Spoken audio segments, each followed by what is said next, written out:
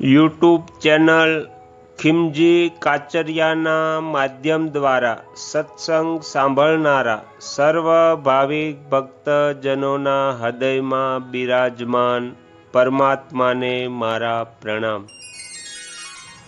આજના વિડીયોમાં આપણે જાણીશું નર્મદા જયંતી ક્યારે છે, એનું શુભ મુહૂર્ત, પૂજા વિધિ અને નર્મદા નદીમાં સ્નાન કરવાના લાભ।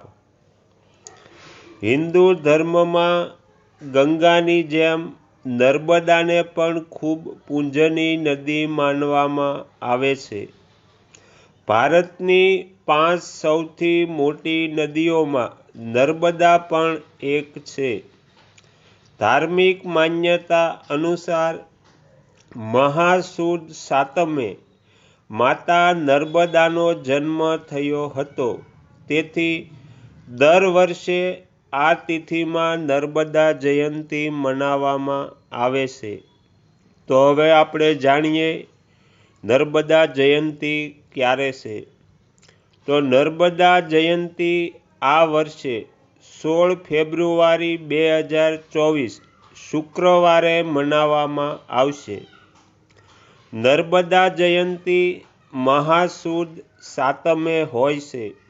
પંચાંગ અનુસાર 15 ફેબ્રુઆરીએ સવારે 10:12 સાતમની તિથિ શરૂ થઈ જશે અને 16 ફેબ્રુઆરી સવારે 8:54 પર તેનું સમાપન થશે। આ રીતે ઉદય તિથિ અનુસાર નર્મદા જયંતી 16 ફેબ્રુઆરીએ મનાવવામાં આવશે। નર્મદા જયંતીના દિવસે સવારે પવિત્ર નદીમાં ભક્ત આસ્થાની ડૂબકી લગાવે છે। આ શુભ દિવસે લોકો નર્મદા નદીની પૂજા પણ કરે છે અને આરોગ્ય, ધન, સુખ સમૃદ્ધિની કામના કરે છે। સ્નાન બાદ લોકો નદીમાં ફૂલ, હળદર, કંકુ અને દીવો વગેરે અર્પણ કરે છે। મધ્યપ્રદેશના અમરકંટક સ્નાનથી નર્મદાનું ઉદ્ગમ થાય છે, તેથી નર્મદા જયંતી પર મા નર્મદાની પૂજા માટે આ સ્થળને સૌથી વિશેષ માનવામાં આવે છે। માન્યતા છે કે નર્મદા જયંતી પર નર્મદા નદીમાં સ્નાન કરવાથી વ્યક્તિના તમામ પાપ ધોવાઈ જાય છે અને પુણ્ય ફળની પ્રાપ્તિ થાય છે। વિષ્ણુ પુરાણ અનુસાર નાગરાજાઓએ મળીને મા નર્મદાને એ વરદાન આપ્યું કે જે પણ નર્મદા નદીમાં સ્નાન કરશે તેના તમામ પાપ પૂર્ણ થઈ જશે અને તે મોક્ષને પ્રાપ્ત કરશે।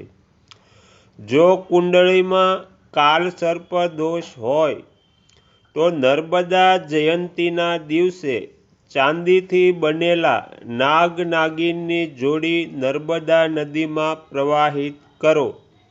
આ ઉપાયથી કાલસર્પ દોષ દૂર થઈ જાય છે।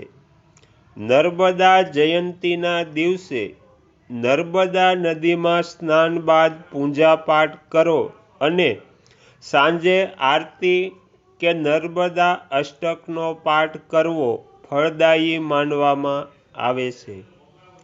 તો આ હતું નર્મદા જયંતીનું મહત્ત્વ। તમને જો આ વિડીયો પસંદ પડ્યો હોય તો બીજા 5 લોકોને સંભળાવજો। આગળના વિડીયો જોવા માટે આ ચેનલને સબસ્ક્રાઈબ કરો અને જો આ વિડીયો પસંદ આવ્યો હોય તો લાઈક કરો।